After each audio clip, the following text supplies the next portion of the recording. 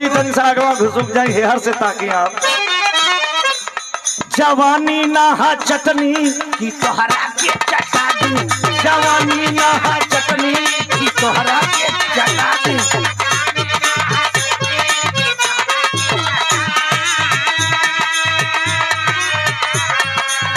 हो खता बियाह तू तो भूल गईलू, हो खता बियाह तू तो भूल गईलू, अशोकला के भूल गईलू।